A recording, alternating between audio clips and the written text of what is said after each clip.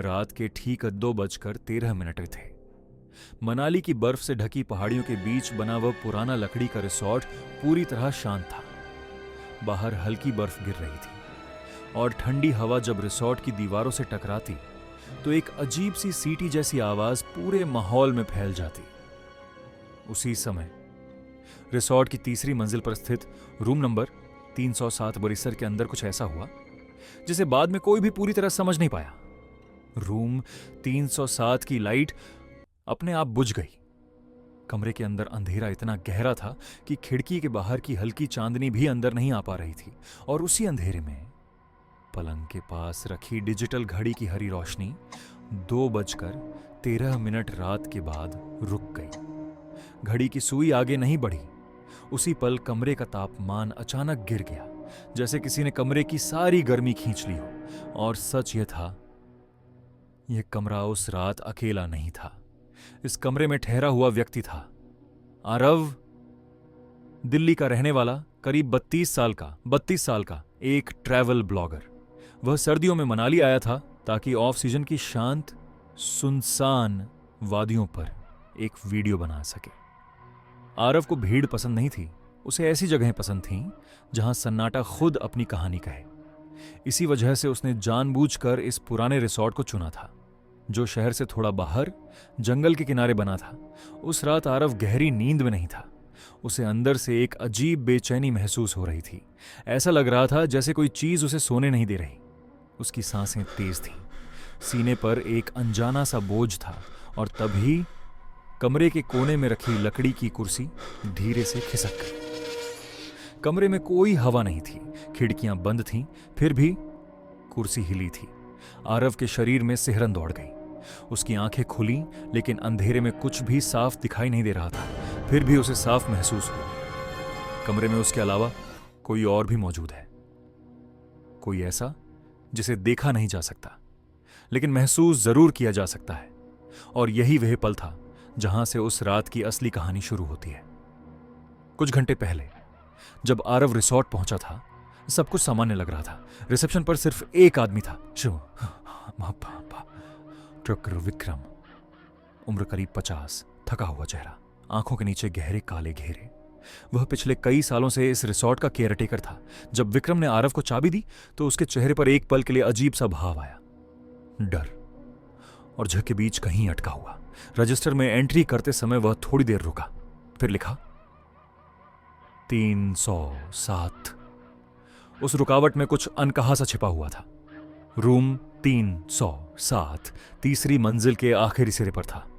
वहां तक जाने वाला गलियारा बाकी रिसॉर्ट से ज्यादा ठंडा और ज्यादा सुनसान था। लकड़ी की फर्श पर हर कदम गूंज बनकर वापस लौट रहा था। दीवारों पर लगी पुरानी लाइट्स बार बार झपक रही थीं। आरव को यह सब थोड़ा अजीब तो लगा, लेकिन उसने इसे पुरानी पहाड़ी इमारतों की सामान्य बात समझकर नजरअंदाज कर दिया। कमरे में दाखिल होते ही उसे एक अजीब सी गंध महसूस हुई, न पूरी तरह सीलन की, न धुएं की। कुछ ऐसा जो लंबे समय से बंद पड़ी चीजों में होता है। कमरा साफ था, बिस्तर सजा हुआ था, लेकिन फिर भी ऐसा लग रहा था जैसे यहां बहुत समय से कोई रुका ही ना हो। शाम ढलते ढलते बाहर बर्फबारी तेज हो गई। मोबाइल नेटवर्क कमजोर था, इंटरनेट बार बार कट रहा था। आरव ने कैमरा बंद किया और जल्दी सो जाने का फैसला किया, लेकिन जैसे जैसे रात गहराती गई, कमरे का सन्नाटा असहज होने लगा। रात करीब 1:40 पर आरव की नींद अचानक टूट गई, बिना किसी वजह के। उसके कानों में किसी के धीरे धीरे चलने की आवाज आई, जैसे नंगे पांव लकड़ी की फर्श पर कदम रखे जा रहे हों। वह आवाज कमरे के अंदर ही थी। उसने आंखें खोली। घड़ी की हरी रोशनी में समय दिख रहा था, लेकिन कमरे के किसी कोने में कोई हलचल नहीं थी। कुछ सेकंड बाद वह आवाज अपने आप बंद हो गई। आरव ने करवट बदली, लेकिन नींद वापस नहीं आई। और फिर रात के ठीक 2:13 कर बजे वही हुआ जिसने इस कमरे को बदनाम बना दिया था। घड़ी रुक गई, लाइट चली गई और कमरे की ठंड असहनीय हो गई। इस बार सिर्फ कुर्सी नहीं हिली, बाथरूम का दरवाजा धीरे धीरे खुलने लगा, बिना किसी आवाज के। दरवाजे के अंदर से रोशनी नहीं, अंधेरा बाहर फैल रहा था। आरव का शरीर सुन्न पड़ गया। उसका दिमाग भागना चाहता था लेकिन शरीर साथ नहीं दे रहा था। उसी पल उसे महसूस हुआ कोई उसके बिल्कुल पास खड़ा है, इतना पास कि उसकी ठंडी सांसें आरव की गर्दन से टकरा रही थीं। कानों में एक अजीब सी सरसराहट गूंजने लगी।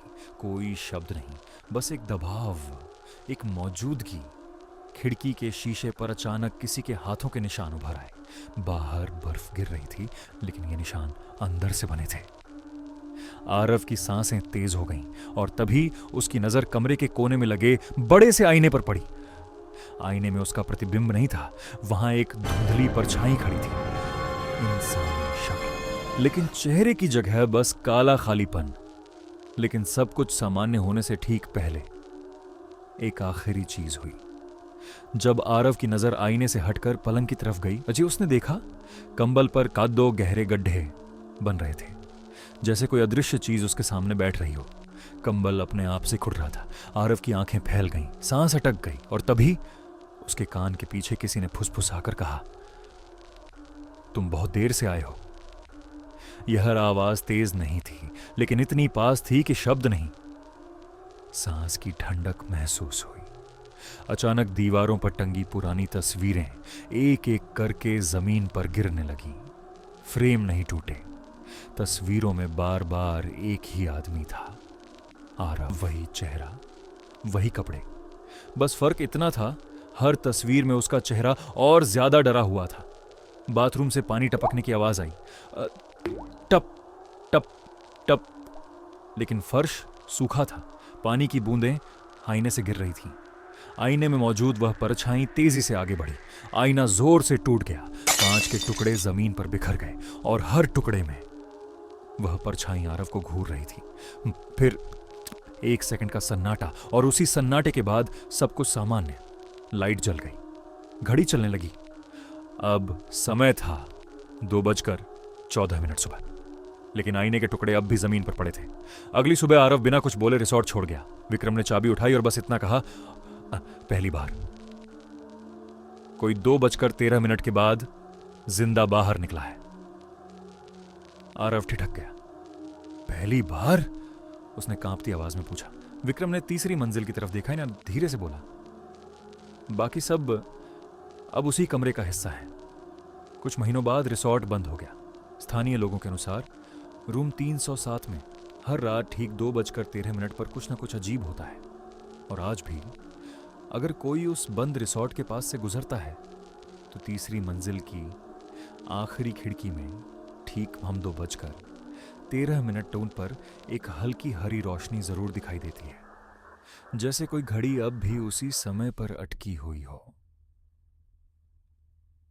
इंतजार में।